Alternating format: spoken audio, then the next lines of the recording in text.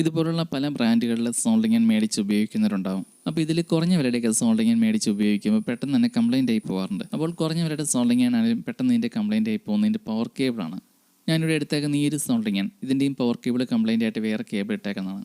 അപ്പോൾ soldering and work ആകുന്നുണ്ടെങ്കിൽ ആദ്യമേ തന്നെ ഇതിൻ്റെ പവർ കേബിൾ ചെക്ക് ചെയ്യുക, പവർ കേബിൾ ഓക്കെ ആണോ. കുറഞ്ഞ വിലയ്ക്ക് കിട്ടുന്ന മിക്കവാറുള്ള എല്ലാ സോൾഡിംഗ് ആൻഡേയും പവർ കേബിൾ പെട്ടെന്ന് തന്നെ കംപ്ലയിൻ്റ് ആയി പോകാറുണ്ട്. അതുപോലെ ചിലതിൻ്റെയൊക്കെ ആ ഒരു സോൾഡ് ചെയ്തേക്കുന്ന പിന്നിൽ നിന്ന് ആ ഒരു പവർ കേബിൾ വിട്ടു പോകുന്നതാണ് പ്രശ്നം. അപ്പോൾ സോൾഡിംഗ് ആൻഡ് കേബിൾ മാറാൻ വേണ്ടി ഇതുപോലെ അടിച്ച് നോക്കുമ്പോൾ ഇതുപോലെ 3 പിന്നുകളുണ്ടാവും. ഇതിലെവിടേക്കാണ് വയർ കണക്ട് ചെയ്യേണ്ടതെന്ന് അറിയാത്തവരുണ്ടെങ്കിൽ അവർക്ക് വേണ്ടിയിട്ടാണ് ഈ ഒരു വീഡിയോ. അപ്പോൾ സോൾഡിംഗ് ആൻഡ് 3 പിന്നുകളിൽ 2 പിന്ന് ഹീറ്റിംഗ് കോയിലിൻ്റെയും ഒരെണ്ണം ബോഡി എർത്താണ്. അപ്പോൾ ഇതിലേക്ക് പുതിയ കേബിൾ കണക്ട് ചെയ്യുമ്പോഴോ അതല്ലെങ്കിൽ പഴയ കേബിൾ വിട്ടുപോയത് റീകണക്ട് ചെയ്യുമ്പോഴും കറക്റ്റ് ആയിട്ടുള്ള രീതി ചെയ്തില്ലെങ്കിൽ അപകടമാണ്. അപ്പോൾ ഇതിൽ ഫേസും ന്യൂട്രലും കണക്ട് ചെയ്യേണ്ടത് ഹീറ്റിംഗ് കോയിലിൻ്റെ 2 പിന്നിലേക്കാണ്. ഹീറ്റിംഗ് കോയിലിൻ്റെ 2 പിന്നുകളും ഈ കാണുന്ന പോലെ കറക്റ്റ് സെൻറ്റർ ഭാഗത്തായിട്ടായിരിക്കും. അതുപോലെ ഹീറ്റിംഗ് കോയിലിൻ്റെ ഒരു പിന്നിൽ ഈ കാണുന്ന പോലെ ചെറിയൊരു ഡയോഡും കണക്ട് ചെയ്തിട്ടുണ്ടാവും. ഇനി ഇതിൽ എർത്ത് പിന്ന് കണ്ടുപിടിക്കാൻ ബുദ്ധിമുട്ടാണെങ്കിൽ ഈ രീതി ചെയ്താൽ മതി. മൾട്ടിമീറ്റർ എടുക്കുക, മൾട്ടിമീറ്ററിൽ കണ്ടിന്യൂറ്റി മോഡ് ഇടുക. മൾട്ടിമീറ്ററിൻ്റെ ഒരു പ്രോബ് ഈ കാണുന്ന പോലെ സോൾഡിംഗ് ആൻഡ് ഹീറ്റിംഗ് ട്യൂബിലേക്ക് ഇതുപോലെ കണക്ട് ചെയ്യുക.